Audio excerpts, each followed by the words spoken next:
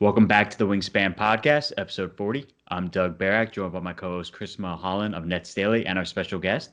Since his last appearance, he is now a staff writer for Deadspin, and he continues to do the Side Hustle web series and host the Ain't Hard to Tell podcast. With Bryan Dexter Fonseca, Henry. welcome back. How you doing? Yeah. Doing all right, man. You know what I mean? We're in interesting times. But as Doug sort of mentioned, a lot has changed since I was last on. And congrats on your 40th episode. That's appreciate it. listen, And happy belated birthday to you, my man. Exactly. Yeah. That is well. 27 now. I remember. Look, man, shit flies. Like you really learn that. You really learn that as you like just get to the next one or whatever. Like the shit just goes by quick. Like I'm not looking forward to how quickly I'm gonna be into my 30s. I will tell you right now though, like I'm gonna be Miguel Cotto very soon. As in, I'm gonna just start shaving my head because I don't like the way my hairline is sort of growing out. I guess I would say it's tough. It's tough. Yeah, I got a you going, so I'm on your wave. I know how it feels. Like Rogaine at 23 sucks. Just about a week or so ago, number 3, my stepmom's. Like I'm good. I'm good for now. What I'm saying is I'm projecting just 5 years from now. I don't think it's like I think I'm gonna have to, just go ahead. Hey, the best Christmas gift I got right here. This Norelco shit. You know what I'm saying? Hey, right there we go. It's the best shit I got for Christmas. And I'm excited to start using it because it has all that shit. Beard, nose, hair, stubble, everything I need. There we go. Well, since we already dove into it, talk about your new position with Deadspin. It's good to. It took a long time to get something full time, and it probably wasn't something that was even on my radar because I didn't know like where Deadspin was until shortly before I got the gig because I had saw that they relaunched because they went away for a while and things like that. But it's been fun. You know what I mean? I'm getting to do a lot of different things. I'm getting to write about a lot of different things, and the most important thing for me is that I'm still able to do all the stuff that I'm doing with the podcast and with other projects, one of which I'm about to announce very soon. Aside from that. So I found a good balance of everything, but having that full-time stability is nice, especially during a pandemic, which I haven't lost sight of. So I'm grateful for that. Like it's tough, but we all want to make money and save money and shit. In order to do that, you got to get a job. So, shout out to Deadspin for having me on board. It's been fun so far. That's great to hear. And then on top of that, you brought up challenges and everything. What's one of those biggest challenges that you faced so far? We're kind of working in the pandemic, especially in the field that me and you are both in. Yeah, just every day. I mean, obviously you're off 2 days, but every day it's just, just trying to come up with stuff. So it's easier now, although, I mean, we'll see if the NBA season shuts down for a little bit, but it's been easier to have, some sort of daily fantasy write up every morning to give me that consistency. Like I like waking up in the morning and knowing what I'm going to do. I also really, really like working from home, and I'm not looking forward to the day where we're like kind of open back up. Like we all can stop bullshitting. Like we know that we all have things that we secretly like about this pandemic. Like I hate a lot of things about it, but I secretly like that I get to work from home. You know what I mean? Like I don't have to commute. Yeah, I don't have to commute. I can still exercise. You know what I mean? Like around my work schedule, work on the things I have to work on at home, and I don't have to take a bus here, a train here, because that takes up part of my day as well. I don't have to fucking stare at people on the subway. I don't have to fucking, damn near touch people on the subway. I don't have to be, people selling shit to me. Like I don't have to deal with any of that shit right now. You know what I mean? Like a true New Yorker. Yeah. I was about to say that's a New York. I haven't seen Showtime in a year. Like, you know what I mean? Like it's been great. It's been great. That part of it, at least. Other stuff. Not so much, but yeah, no, for sure. I've definitely, I made it my mission to watch new shows and movies that I've never seen before, and I've stuck to that like maybe 90% of the time, and I'm a binge machine. So I do appreciate that. There's a lot of appreciation that other people had that now I'm finally, in that boat. I don't care how many years late I am, but like it's amazing how much we miss out on, and it's also important, like you said, working from home. Certain jobs you may realize. What's the point of even having an office? For some, not all. But I do think jobs could think about that if they push back either A, the amount of times you need to go into the office, or B, is there even a point to an office? Yeah, yeah. No, I agree. I think my perfect balance would be, well, first of all, if I had to like just keep it like this, when things open back up, I ain't gonna complain. But if I absolutely have to go to an office at some point, I probably wouldn't want to be in an office more than twice a week. I don't see the need for it. Like I don't see for a lot of jobs, especially for like what I'm doing. And for what majority of people are doing, except if you work in a hospital or something like that, like you shouldn't have to be in the office 5 days a week. And then to your point about just watching things and catching up with things, I finally saw shows that I wouldn't have seen otherwise. I finally saw The Wire. You know what I mean? And I feel like I've watched them more than once because I've gone back on YouTube and rewatched scenes. I finally saw Rami. I finally saw Atlanta. And I finally played The Last of Us, which I just beat the first one. Now I started the second one, and I'm already pissed because I'm not going to spoil anything for anybody who perhaps hasn't played it in the second one. But something happened almost immediately early on in the second story. It pissed me off, but I'm gonna keep playing it because the story is great. I'm just emotionally attached now, and it's not good. It's not good for me at all. Nah, I feel that, man. But spinning it back, what has been your favorite story to write thus far? The Dan Lebatard one from last week that came out Monday that I still have pinned to my profile. Generally, I'll have things that are pinned to my profile that is something that I've done independently, but that was just something that I was really proud of, and it did very well. Not that I care about numbers in that way. Like I'm not the person who looks at the numbers and base my performances based on the numbers because I think that it goes. There's just more to it than that. And I think the quality of what it was, what it stood for, what it represented, and what it is, what it means, like I think all that, like, made it my favorite thing that I've done there so far. And I was able to use the piece of like me being a Latino to really talk about that in a way that a lot of other people in media can't.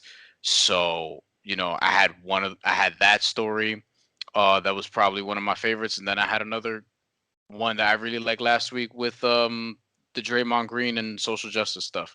Something he said and something that I sort of talked around about, like why NBA players, like, yes, it's great that they're doing their part in speaking out against social injustices and things like that. But Draymond Green's point was also like we can't be stopping games because it's like, okay, we stop games and then what? Everyone else just keep gonna continue going to work. So the whole point of it is like it's not on NBA players to sort of fix this shit. Like the world has to change, like the government has to change, like people above them, like laws have to change, like it's kind of out of their hands in some regard, and they're doing what they can. WNBA is doing what they can, certain athletes are doing what they can, but it can only be pushed so far if things just stay the same up top from them. So that was kind of 100%. that was kind of a couple things last week. And then Francisco Lindor, I mean, goddamn, what a Jeez. time, what a time to be a Met fan right now. Steve Cohen's already putting in work. He's already on it. Yeah. That's what you'd like to see. But Brian, I got to ask you too. I saw you tweet about this last night. I was a big fan of it. What do you think about D'Angelo Russell yesterday during his post-game presser? I think it was post-game or pre-game. Him kind of asking the media what their views are rather than us as media members keep asking the players. Yo, I've said this on the Ain't Hard to Tell podcast, like multiple times. I've probably said it in a few different episodes. I've been wanting an athlete to turn this around on reporters for a while because what we're normally getting is, and you guys recognize this as fair-minded white dudes, what you normally get is just white dudes asking the black players, not maliciously or anything like that. Like guys probably don't even realize what they're doing, but they're just asking them how they feel about it, and they're like, "Oh, okay, job's done." You know what I mean? Like on to, all I right, got now my quote exactly. tell me about your pick and roll with Nas Reed in the absence of Carl Anthony Towns now. You know what I mean? So I think that what D'Angelo Russell did is important.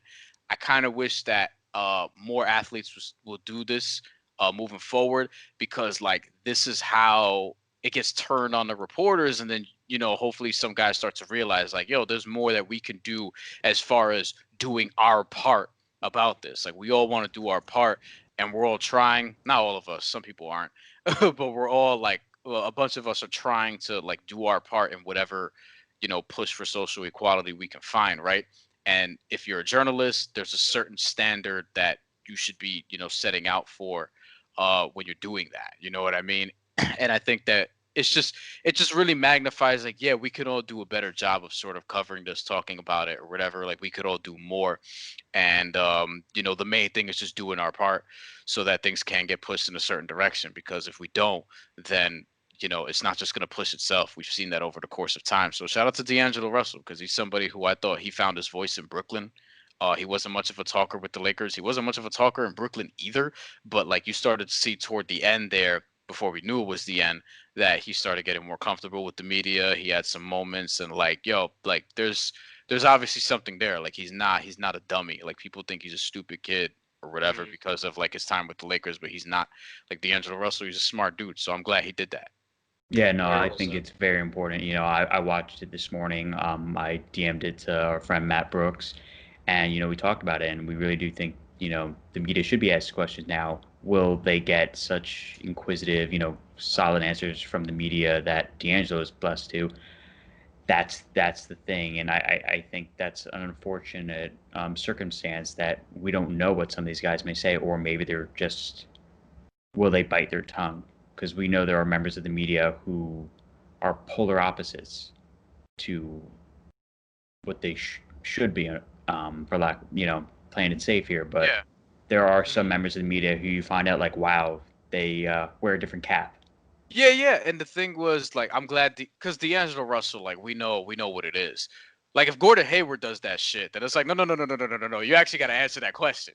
You know what I'm saying? Like, it's a little bit of a different thing. If Spencer Hawes was still in the league, it's like, nah, we actually got to hear, the answer to that question. But D'Angelo Russell is obviously not them. So that's also important of note too. Definitely. And then just to switch it a little bit with the NBA's COVID problems, Well, I got a three-part question, but I'll ask the first part first. Do you think the NBA is facing a growing problem with their current health and safety protocols? I know earlier today they updated it saying, hey, we're going to go into more extreme measures. Yeah. But do you think that, what's your overall thoughts on that? We'll leave it at that. Yeah, it's tough because I don't quite. I find myself not really knowing what to say as it relates to sports leagues trying to play during a pandemic. Like, I don't really know what the answer is. I think we all know that the safest way of doing this is in a bubble because we've seen that work. But we all also know, like, these dudes don't want to go to a bubble for that long. You know what I mean? Like, you're talking about if you were to get into a bubble, if you were to stop the season today and you were to get into a bubble 2 weeks from now, whatever. Let's stop for 14 days. Let's regroup and let's get into the bubble, get into a bubble and do this. These guys are going to be in there for like half the year. You know what I mean? With the late starts of the season and things like that. And it's like, I wouldn't want to be in a bubble for 6 months. Do you do it for 2, let them out for a week? That sounds bad, but you know what I mean. Like, let everyone go home for a week and then come back after a while if they're good. Like I don't know. I don't know what the solution is. But I do know, like, with the NBA, everyone has their challenges. With the NBA specifically, what it is like you have these smaller teams, so the outbreak could come that much faster. You know what I mean? Like, you can do next man up in the NFL in a way that you probably can't do in basketball. Like, we're seeing with the Miami Heat today, they have like 7 or 8 active guys. We saw Philly go through this recently, and that's when Tyrese Maxey had that big game. With Miami tonight, it's like everybody but Tyler Hero and a few other dudes. Like, Bam is out, Jimmy is out. I think Duncan Robinson is out. Like, it's crazy. And like, this is what we're going to keep seeing if the league doesn't stop at some point or takes more extreme measures. I don't really know how you could avoid it at this point. I feel like every day I'm just hearing about more and more people that I know getting this virus. You know what I mean? And because we never did enough to stop it. So, hopefully we can get that transition and actually shut down. But I I'm not even going to project like what's to come because I have no idea. Yeah, no, definitely. And before Chris continues with the rest of the questions, like, do you fully understand the health and safety protocols? Because I don't. Like, as soon as I see so and so found out they're test positive or so and so contact traced, but they're tested negative, I don't but know. they were already in the arena or already playing in the game. Like Jonas Valanciunas played 14 minutes, yet he was taken out for the rest of the game and almost gave the Nets a chance to win a game. But he interacted with those players. It's not like Seth Curry, who was on the bench for like Yeah. at least the first quarter, possibly was maskless with his teammates for a good amount, maybe in the locker room, maybe in warmups, whatever it may have been. Like, I don't get it. Like, unless I spoke with my dad last night or the other night.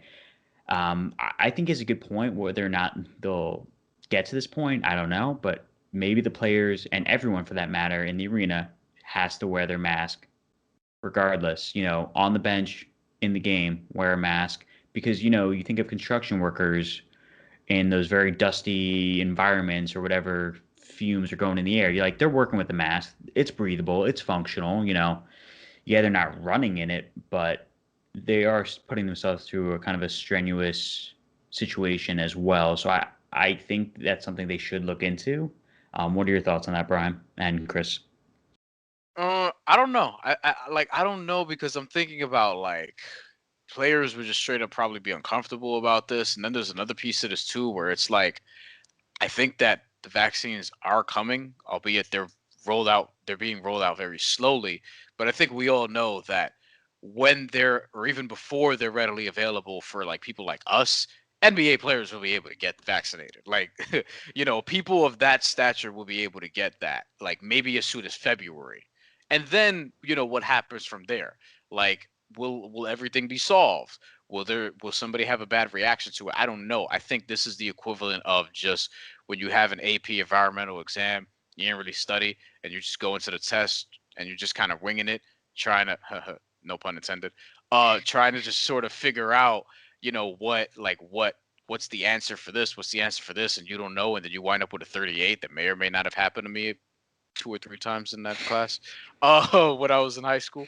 But like, this is what it kind of is. Like, you just don't like everyone's just kind of just doing whatever. Like, no one knows what the rule book of this is, and I get why, because like nobody knows like how to sort of do this, especially because we didn't expect it to be a big wild outbreak in the first place. But we all know why that happened, and everyone's just sort of scrambling for answers, and nobody really has the answers. That's what it comes down to. Everyone's just trying to, go about and figure it out their own way. And there is no perfect way of doing this. The closest thing was probably a bubble, and Daniel House happened. So there's not a really perfect way of doing this. Exactly. Yeah, I'm just gonna piggyback off. Yeah, my reaction was just gonna be you have to just wait for the vaccines, right? I forgot what college team it was. I think it was in Boston, the one team that actually wore masks during the game. I forgot what college. It was a small school. But listen, when it comes to wearing masks on the court, players aren't going to be comfortable with that. Especially when you run up and down the court, you got a mask on, whatever the case, it's a big adjustment. But at the same time, you just got to wait for the vaccines and what it's going to happen, or how it's going to play out from there, right? Because at this point, like Brian said, it's mostly they're just winging it and see how it goes. Obviously, everyone knew going into market play rather than going into a bubble is going to be a huge risk overall, especially with traveling, whatever the case is. That's why the G League went to a bubble, because they always fly commercial. And you can imagine if they flew commercial when no bubble and market play like they did the last time, forget that league shut down in less than 2 weeks. But no, that's exactly what Brian said. That I have no further comment on that. But Brian, I got to ask you too: do you think they should suspend the play now? I mean, we're getting to that point where you're starting to see games get canceled. Mm-hmm. You know what I mean? Like they're getting to the point where I feel like they should probably take a step back for at least a week. I probably would recommend 10 to 14 days. And just reevaluate. Like, I kind of think this is what we should have did in the very beginning when this virus first got here. Was like, let's shut everything down for 8 weeks, see where we are after that, and sort of go from there. That's not to say that 8 weeks would have been like, oh, now all of a sudden the shit disappears, but we would have been in a way different place had we done that. And we never truly locked down. Like, you have to at some point just lock things down and then reassess where you are, reassess how you can go about doing this. And again, there's no perfect way of doing it, but I think we're getting to the point where it's going to be tough unless, these vaccines suddenly come and NBA players are able to get them, and we know they're going to get them as soon as they're available. But evidently, if they haven't gotten them yet, that means they're not available to even them, which shows you how behind we are in getting these vaccines, period.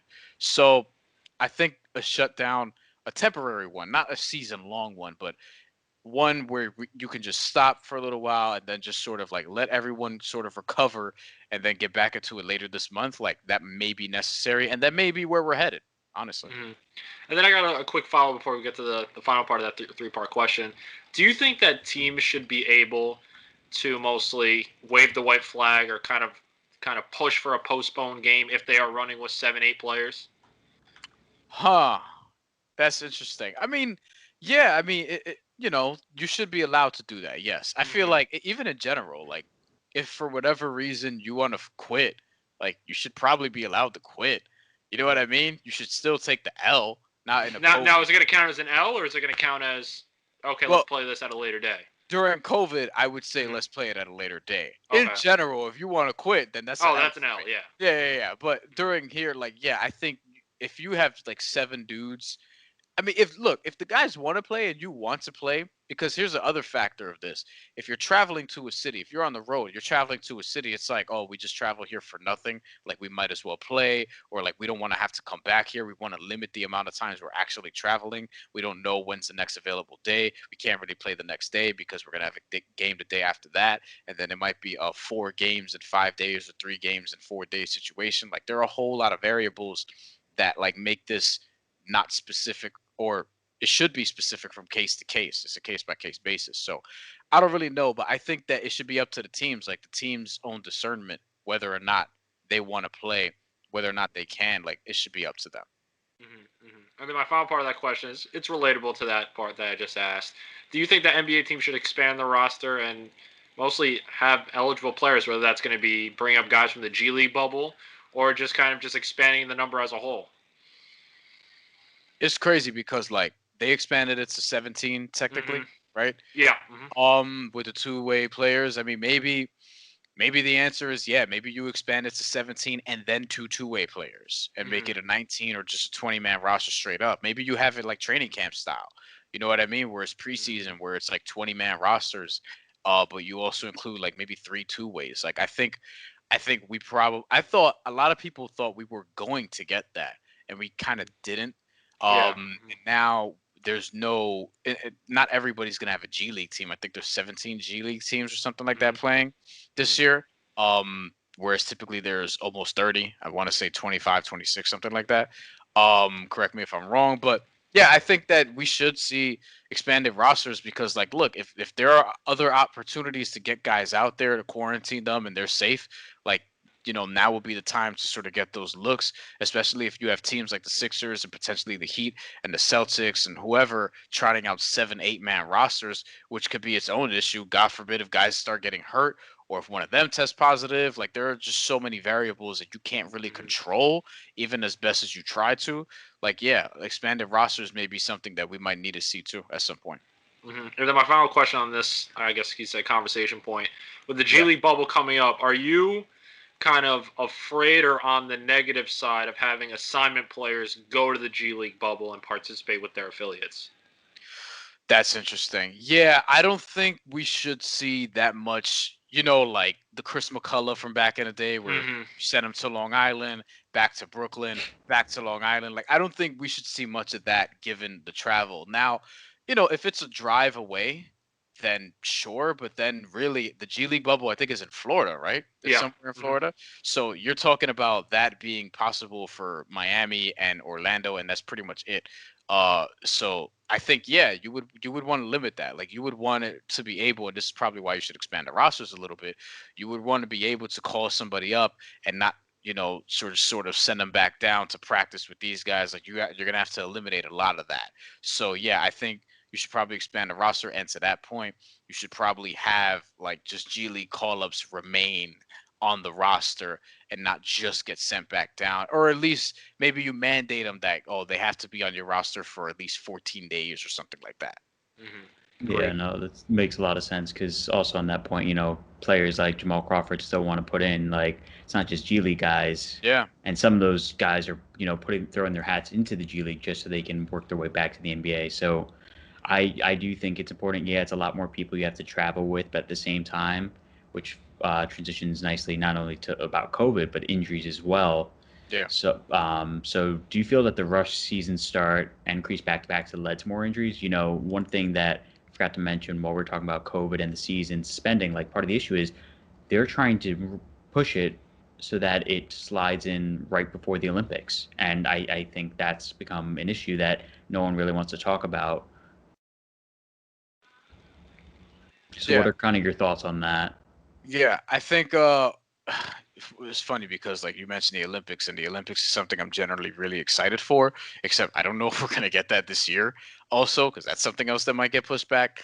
And who, like, if I'm where are the Olympics this year? Tokyo? Take Tokyo. Yeah, if I'm in Tokyo, I'm like, I don't want any fucking Americans coming here. You know what I mean? Like with their COVID bullshit. when we all got this shit mostly figured out, or we're at least doing something about it on the other side of the world, and then these people are just out here like focused on their economy. Like, no, get their asses out of Tokyo. You know what I mean? Like, if I'm Japan, that's how I'm looking at it. But if if I'm just looking at this from like the injury standpoint of it, I generally think that AAU period has just sort of led to not just AAU but just travel basketball and guys only playing basketball and not playing multiple sports, and just year long just running up and down the floor and things like that has contributed to some of the injuries we're seeing now, especially as it relates to like some of these dudes from before who were like in my generation, and they were like, playing more AAU basketball than we've ever seen before. Like, it's a totally different game now. You know what I mean? It's a totally different scenario, and I think that has contributed to just injuries in general. Now, as far as COVID, like, yeah, it'll throw off your timeline. Your body works a certain way. We've already seen Markel Fultz tore his ACL, Thomas Bryant tear his ACL, so it's tough. It's tough. Yeah.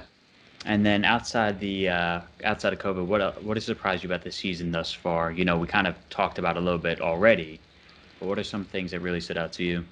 Yeah, Indiana's interesting. Like, I feel like Victor Oladipo's been really good. Malcolm Brogdon's probably an all-star, and Domantas Sabonis is probably an all-star. Like, Indiana's like all of a sudden like one of my favorite teams to watch on a nightly basis. Miami's gotten off to a weird start. The Nets have gotten off to a weird start. The Knicks are respectable, and Tom Thibodeau's been like a really good coach for them. And Julius Randle's like the NBA's most improved player. Like, it's just been weird. It's just been weird straight up, especially in the Eastern Conference. Tobias Harris won fucking Player of the Week. Like what? You know what I mean? Respectfully, like, I like Tobias Harris, and I think he's a great player, and by all accounts, an awesome dude. Player of the Week, that is interesting, and he deserved it too. Like, with Doc Rivers, leading his team, and Doc Rivers being with the Sixers, that's another thing about this too. Joel Embiid has gotten off to one of the best starts of his career, and Toronto is not that good, and I feel like they should trade Kyle Lowry at some point. If in fact we do finish the season, I feel like they should probably trade Kyle Lowry at some point just to get some for him, because it looks like they're. I don't know what.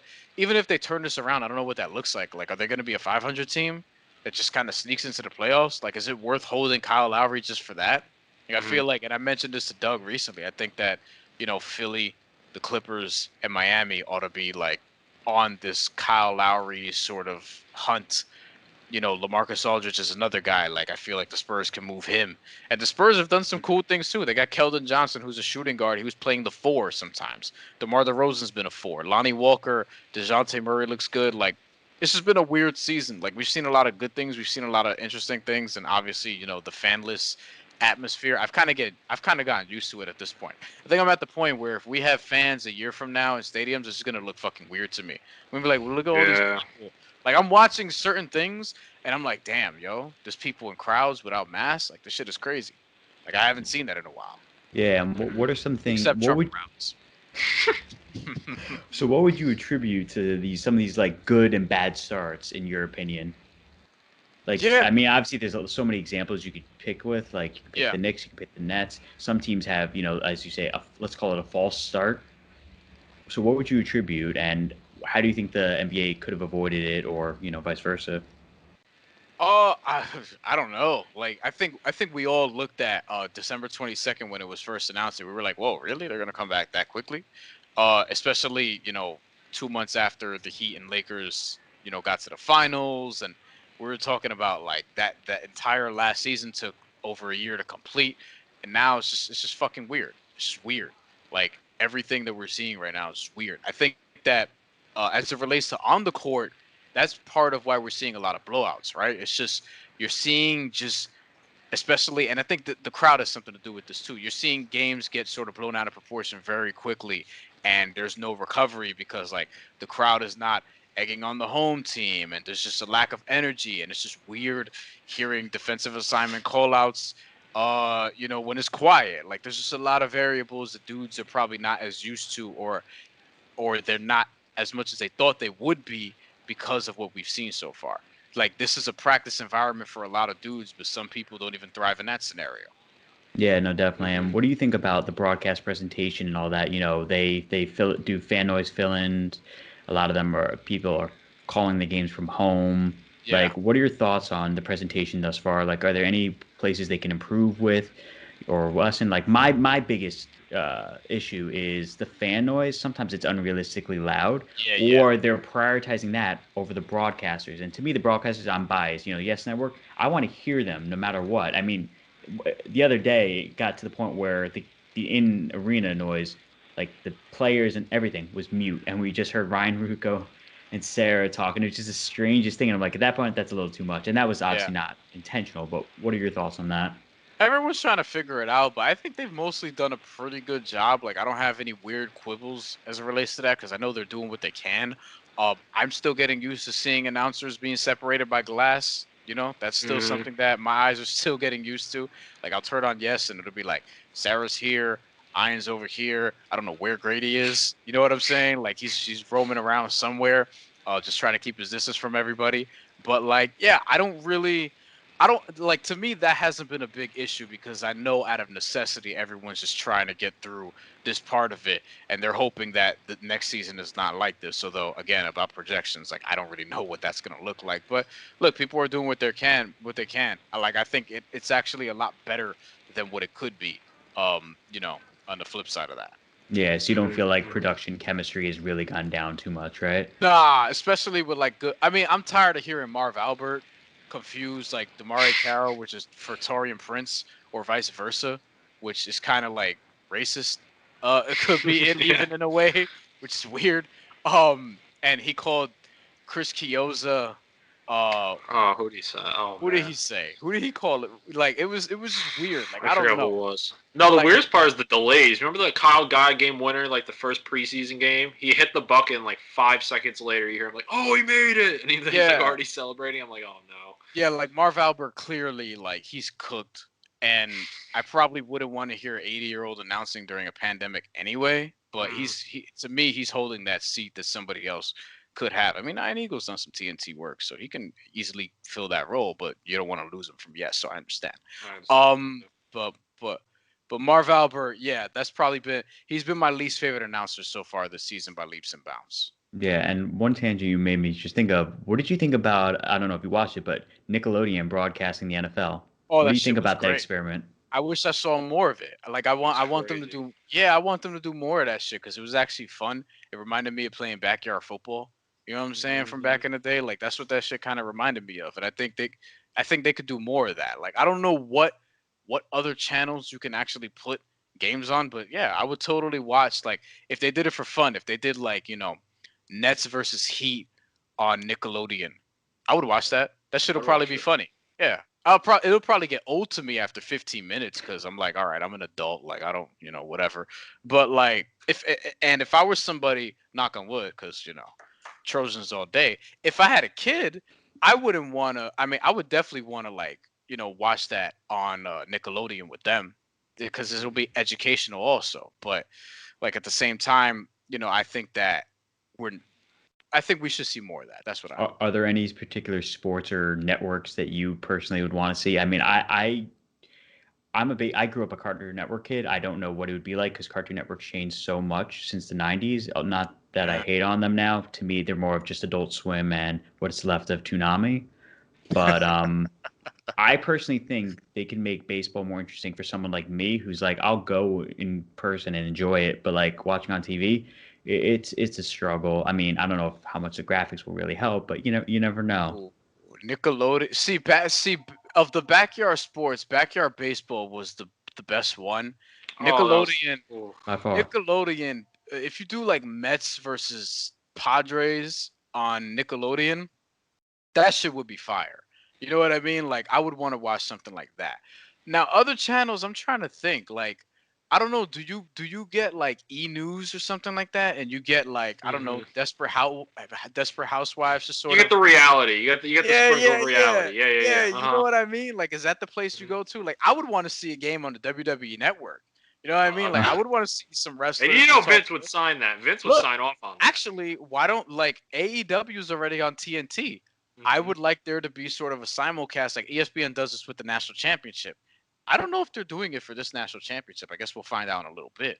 But like they're going to, or they could do what TNT could do is just have AEW have their own stream. Now, granted, maybe not a ton of people watch it. Maybe only wrestling nerds like me watch it. But I would like to see Eddie Kingston, Cody Rhodes, maybe Kenny Omega, maybe Brandy Rhodes, maybe one or two other people like just sort of talk shit amongst each other and watching whatever game it is on TNT. But it's funny you mentioned that. Michael Grady said last night HBO, and I was like, Larry David would be an amazing commentary as the lead color now. Sort of like Snoop Dogg. We need an opportunity for Snoop Dogg to call more games. Yeah, you could do John Oliver. You could do John Oliver and like actually I would go for John Oliver and Trevor Noah. I was gonna say, yeah. But like you could do John Oliver and who did you just mention? From HBO? Larry David. Yeah, you could do John Oliver and Larry David. I would watch that. You know what I mean? I'll get views too. Yeah. I would watch with like Iron Eagle because Iron Eagle's like low-key really, really hilarious. Like I would like Iron Eagle to just be with two comedians, whatever. I don't care if it's TNT. I mean, Richard Jefferson's close enough to that. You add in Larry David right there. That's what I'm saying. Like you could do Iron Eagle, Trevor Noah, or John Oliver, or Larry David, or whatever. Like I would like to see something like that. That would be or funny. Snoop. Yeah, or Snoop Dogg. Although I mean, it would be more awkward for Ian, but I think it would be. Well, no, I would want Snoop, but I would want Snoop on HBO specifically so that he can curse. Like, no. Well, that's why Grady actually brought up HBO was so that it was more of an uncensored broadcast. Although Nickelodeon actually should have been on delayed broadcast. They made a good point for SpongeBob. They do the dolphin sound whenever someone curses. Yeah. Unfortunately, they did not think that through. So we'll see. Look, but kids have to realize, like, at some point, like, these shits are just words. There's actually a documentary, or docu-series, or mini-series, rather, on Netflix called, it's like the history of curse words or something like that I'm watching, and I just finished 3 episodes of. Like, kids will just realize at some point, like, they're just fucking words. You know, we all say them. I'm glad that, like, that's one of the things I like about what I do and the places that I work at, the people that I work with, and the places that I work with. Like, I could pretty much curse at all of them, which is great. You know what I mean? Like I don't want to be at a place where it's like I can't let off an F-bomb. Can't be yourself, exactly. Yeah, that's the thing. I can't remember if you were our first guest to drop an F-bomb or was it? Me. I think he was. Yeah. But that's what it is. And set the precedent. Yeah, but that's what it is. It's like I want to hear that stuff. You know what I mean? Like I would like to hear somebody hit a 3 out of nowhere, and then somebody commentating the game is like, "Oh shit." You know what I mean? Like that would be great. That would be great. But you know, we get other stuff instead. For sure. Yeah. But all right, Brian, let's move to some Nets. So, are they in trouble? I'll leave it at that. Are they in trouble? I mean, we're all in trouble. No, actually, though, I'm not morbid about the state of the world. But I think the Nets. I don't know if the Nets are in trouble. Like they have depth. Less so because their point guard situation all of a sudden just gets really shaky once Dinwiddie tears his ACL and now Kyrie is out. I don't know, we don't know the particulars obviously yet, but I think that in looking at their roster now, I really like what Jared Allen's done. Actually, I was very impressed with him a couple of different times. I was more so impressed with him what he did against Philly than what he did the game before. I'm forgetting who they played against, but he had like Jazz, I think. Yeah, the Jazz. It was like 18 and 19 against Rudy Gobert. But I was actually more impressed against Philly, even though his numbers didn't look as good, just because of his activity and overall what he's done. Like I feel like he's just, and they posted like his weight, like he's up to like 252 now, which is great for somebody who's 6'11", right? Who's like a true like near 7-footer. But I just see him being more active, and you see the confidence when he plays. Like I really feel like he's sort of turned his corner. Granted, he's in a contract year, and I'm sure he wants his money, but he's also not somebody who I think is just motivated purely by money. I think he's just naturally gotten better. And what we have to remember about draft picks and rookies in general, or young guys in general, when they're rookies, rather, it just takes a while for some of them to develop. Like we're in this thing, right? Like more guys are coming out, and Jared Allen was one of these. He came out at 19. Like more guys are just coming out very, very young, 19, 20 years old. And what we lose sight of is that they have 4 years to basically, or not even, they have 3 years to earn an extension.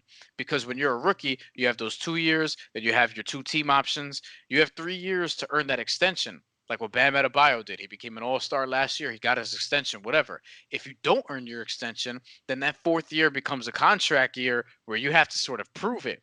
And a lot of these guys are going into this starting at like 19, 20, meaning after their 3rd year, they're like 22, 23 years old. They're still kids. And in a lot of cases, you still don't know. So with Jared Allen, he's still young enough to where I actually think he's going to make a lot of money this offseason if he continues doing what he's doing. But he's been really good. He's probably been the guy that I've been most impressed by, other than, obviously Kevin Durant. And Karras has been up and down, but he's been up and down throughout his sort of career so far. But you're relying on him to sort of take that step and keep it there. What we've seen some encouraging signs from him lately too. So I don't think they're in trouble. I just think everyone's going to be tested, and it's going to be kind of like an NFL season where whoever is the healthiest at the end of the season is probably just going to win the championship. That might just be how it goes. Mm-hmm. And thoughts on Steve Nash's coaching ability? I mean, like, I'm not, like, I haven't really gotten too deep into the X's and O's of what Steve Nash has actually done, but I mean, like, I love him as a player. He's one of my favorite players ever.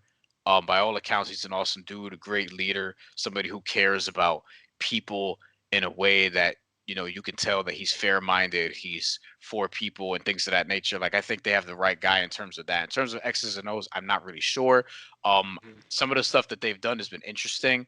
I like that they're keeping Karis LeVert coming off the bench, even in Spencer Dinwiddie's absence, because I think that that's a role that could be really good for him, and he should be a Six-Man of the Year candidate. Although I have a weird Six-Man of the Year favorite that I suddenly like, but that's another discussion for another day, who's not on that team. And I just think that, like, we'll ultimately see what this turns out to be. But I think with Steve Nash and with Mike D'Antoni, and remember, they have a loaded sort of coaching staff in terms of names, you're always going to see productivity from the lead guard position, whoever the main ball handler is, because that's just what they know. Now, from there, can you just sort of get that elsewhere? Can Joe Harris, consistently be the guy that he's been throughout the last couple of seasons that led to him getting the big contract? I don't feel like he's been, like, even though his numbers are good, I still feel like he can be better. You know what I mean, from the season, but we'll ultimately see. I like the Jeff Green signing, but he hasn't been quite as good as I thought his percentages are. But I expect, and we'll probably get more scoring from him because certain guys are out. And Timothy Luwawu-Cabarrot is somebody who I think if they can get more out of, I mean, this is somebody that was a first-round pick at some point, right? So I think if they can continue to get more out of him, because I feel like he's actually developed nicely there, then that's somebody who can, fill a lot of those Spencer Dinwiddie minutes. And Taurean Prince is probably the main guy where I'm like, yo, like, this has to click. You know what I mean? Like, I think a lot of Net fans who I've spoken to in watching the team, I think they're all like, yo, Taurean Prince, like, we got to get him out of here if he's not gonna, sort of get to that level that you expected. And, we'll ultimately see what that turns out to be. But, generally, I think Steve Nash has been fine. I don't know what you could have expected at this point, other than what they've seen. And yeah, some close games and stuff like that they've lost, but it's been a weird season, like we've said earlier. Yeah, no, definitely. And I think a lot of that frustration that was on Taurean Prince has now almost exclusively gone to DeAndre Jordan and Landry Shamet, which Shamet's been probably the most interesting player because he just vanished. It's like, yeah, the guy he replaced, he took, like, they had a Space Jam ball swap of talent, and we just don't know what happened to him. So hopefully he gets together. Oddly enough, shout out to Lucas Kaplan. Taurean Prince liked a tweet where Lucas Kaplan did a video thing for Nets Republic, basically saying that he should drive to the rim more confidently. And what has Prince been doing more so? That. Yeah. And I think that's I've been saying that since last season. That is his strongest thing. He drives. He does not overthink. He does not over ball handle. And if he shoots, it needs to be like more preference, more catch and shoot, or closer to the basket jumpers. Yeah, the thing with Taurean Prince is, like, he's a strong dude. Like, when you watch him at Baylor in college, he was inside a lot. He wasn't, the rebound. Yeah, exactly. But he was that dude, like, at Baylor. Like, he was a physical player who was driving in. He would get the ball at the mid-range area and sort of turn face up and drive on guys. Like, yeah, I think there's something to that because some guys, they get to the NBA and it's so spaced out, like you're sort of wide open all the time, and you're tempted to shoot that three because fundamentally three is just more than two. And a lot of guys like shooting three-pointers. Like we've all grown up probably around taller dudes who want to be guards and want to shoot threes all day. And it's like, no, we need some of you guys to like just get in, get contact or whatever. Like Taurean Prince is somebody like I think that'll boost anybody's confidence if you're just physical, if you can get to the line. 'Cause that's the main thing. Is like you don't have to shoot or have a shot attempt or like you can pass out whatever, but just get your drives, get those looks. If you can get an angle and get a couple foul shots out of it, like that'll be good for you too. If you can get to the free throw line a certain amount of times per game, shoot 80%. If you get there 5 times a game, shoot 80%. That's 4 points right there, and then you can get the rest doing off other stuff. So if he can just crash the boards, drive, and play that role, hit a couple threes every now and then, like yeah, that's probably where you would want to see him more. And just because he's not a frail dude. Like this is somebody who's strong, so he should be able to get in there and do that. Yeah, no, definitely. And with Nash, my biggest gripe is pace. I think he's still in preseason form.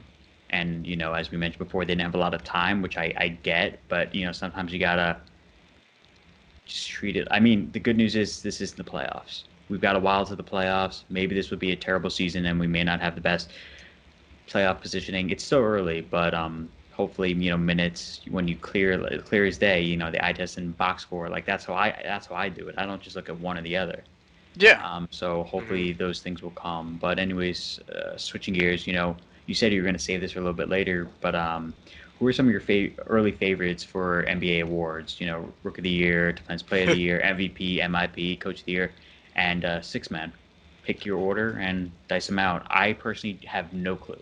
So, Rookie of the Year, I really like James Wiseman coming into the season, but then LaMelo Ball has certainly got my attention recently because he's somebody who, like, even if he has a bad shooting night, he's still showing you he can get rebounds and assists, which is going to matter. I don't know how good Charlotte's going to end up being, but I think what's going to benefit LaMelo Ball is that Devontae Graham is somebody who, like, he's been really struggling finding his shot.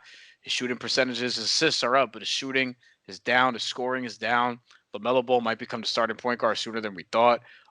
Defensive Player of the Year, I have no idea. I picked Marcus Smart before the season, and I still, I don't love his chances because I don't think these voters have the balls to pick a guard as a Defensive Player of the Year.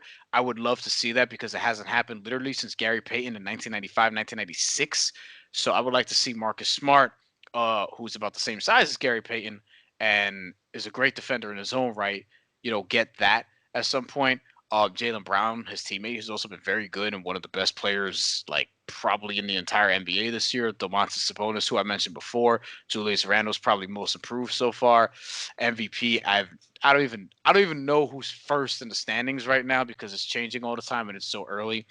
But my preseason pick was Luka, and I don't think it's going to be Luka because right now it's probably Jokic, but his team is not that good, so I don't think it's going to be Jokic. So I don't know. And Sixth Man of the Year, Bobby Portis. Fuck it. You know what I'm saying? Like he's averaging 11 and 8 in like 24 minutes a game, and a lot of people saw what he was doing with the Knicks, and they were saying like he's not that good of a player. He was getting good numbers on bad teams, and he's showing consistently like as the sixth man on a very good Bucks team and a team who's going to be one of the top teams in the regular season again. He's somebody who comes in and he's going to get you those points and rebounds, and he's going to score in a way that matters because he's on a very good team now. Like I think all that stuff is going to just work out good for him, and people are going to see that he's better than people thought. All right, I gotta get used to unmuting my mic, but I'm gonna stick with what I posted on Twitter on the 22nd. I'm not backtracking on anything. I got MVP Kevin Durant, Wiseman Rookie of the Year, sixth man was Karis LeVert, most improved. I went Michael Porter Jr. last year. I just went with him again this year. He's a safe pick. Defensive Player of the Year I did Anthony Davis, and Coach of the Year I did Rick Carlisle. Oh, Coach of the Year. Well, right now it's probably Monty Williams. Yeah, right now it's Monty. Yeah, right now it's probably Monty Williams or Tom Thibodeau, honestly. Yeah, Tibbs can get it. I didn't have a preseason pick for Coach of the Year, but I will say that those are probably two front runners right now. And then there was another award you mentioned that I completely forgot about. But no, there's another award you mentioned that I completely forgot about. But it is Most what it is. improved, MVP, your touchdown rookie of the year, coach of the year. Touchdown. Oh no, I think I got it all. Yeah, you But got it all done. but Julius Randle to me has been most improved. I don't know how sustainable it's gonna be, but every time I don't think he ain't gonna get 26, 11, and 7 again, right? And then he does more. He gets like 30, 12, and 8. It's ridiculous. And you're watching him, and it's like, man, like Tom Thibodeau, this is a guy he should have been coaching for like ever because we would have seen this sooner. And another thing that people forget about somebody like Julius Randle is that he's like 25, 26 years old now. He's another one of these dudes. He came out really young, so he needed time to figure it out. He was good. He tore his ACL. He was putting up good numbers with the Pelicans. He put up good numbers last year after a bad start the first 2 months. And he's good now. Like that's what it is. Like this is something that I don't think he's going to keep up, the averages he has now. But will we look up at the end of the season and maybe he has 22, 10, and 6 or 5? Like, yeah, probably. And I think if his percentages are good and if the Knicks are good, he could win most improved, even if it doesn't have a big numbers jump because it's just more significant than what he did last year, which was good stats, bad team guy. Mm-hmm, mm-hmm. And then the final question I got for you is championship winner and a sleeper team. I'm not betting against the Lakers, so I'm not gonna. I went Lakers as well. Yeah, I can't go like. I don't have the team like Miami. I was all in last year from the jump. I was like, when they got Jimmy Butler, I was like, this is a team. I didn't have them going to the finals. I was like, this is a team who can get to the Eastern Conference Finals, who can be the shock of the NBA, who can be the most surprising team or whatever, because Bam's going to be an all-star this year and probably win most improved player. He didn't win most improved player, but he did become an all-star. He was actually even a little bit better than I thought he was going to be. And some of the other parts they had working around them, like I just thought it made a lot of sense. This year they haven't gotten off to a great start, but I think they're still going to be in the mix all year long and get to at least the semifinals, if not the Eastern Conference Finals. I actually think we could get a Heat Nets Eastern Conference Finals, which would be really, really fun to watch. And that's kind of something that I'm pulling for. Or the Celtics. Like I really like watching the Celtics too. Kemba Walker seems like he's gonna come back soon, but they're going through their own COVID stuff right now, so I don't really know what to expect out of them. But right now the safest bet for me is the Lakers because they're also they still have LeBron James, they still have Anthony Davis, they got Dennis Schroeder, they got Montrezl Harrell, who I think is gonna help. And Marc Gasol, like I think he's gonna matter in the playoffs in a way that he probably didn't as much last year because the Raptors simply weren't that good, even though they pushed the Celtics 7 games, but they weren't like somebody who you thought could make it to the NBA Finals. At least I never thought that. So for me, it's the Lakers. And coming out of the East, I don't know. I think I picked Miami earlier in the season. I'll stick to that for now, though. I think that if Boston could just stay healthy, one, and figure it out, two, that's a team I'm really looking at. And we know Brooklyn's ceiling suggests that they should be in the finals if everything is sort of figured out. I just have questions as to whether or not that'll be the case. And they're another team that has to stay healthy. Like the Spencer Dinwiddie injury, that hurts them because they were supposed to be very dynamic offensively, and they still could be if Kyrie Irving is healthy. But we don't really know what that's going to look like because Kyrie Irving hasn't played, and when he comes back, there's going to be an adjustment period. But and Milwaukee, we'll see if they're legit. I think that they're a good team, and like I said, I think Bobby Portis could even win Sixth Man of the Year if he continues to progress and do some of what he's done on the team that's really good because I think the team could help in that way. But Giannis in the playoffs, I have questions. I may or may not have been in group chats being like, yo, I can name 10 guys that I would take over Giannis in a playoff series. I may or may not have done that recently. I may or may not have done that with James Harden too, but that's another story. But yeah, so I Lakers are the champions to me. And my sleeper would be, I was really high on Portland coming into the season. They can't guard anybody. Them, yeah. I think we could probably score on them at this point, all three of us. Especially Chris, you're 6'6". You know what I'm saying? Yeah, I got some height on me. Glass needs my height. Nurkic has been bad this season. Enes Kanter's outplaying him. I like Phoenix because I think that Devin Booker actually could be better than what he's shown so far. I think Chris Paul has been very good for them, but I think even he will reach another gear at some point. And DeAndre Ayton hasn't quite had the impactful season that I think he eventually will. Mhm. And Mikal Bridges has been like the real surprise of that team. Like he's been really good this year. If you Really just good. sort of go through the numbers, you peel him back, you watch him play, like he's legit.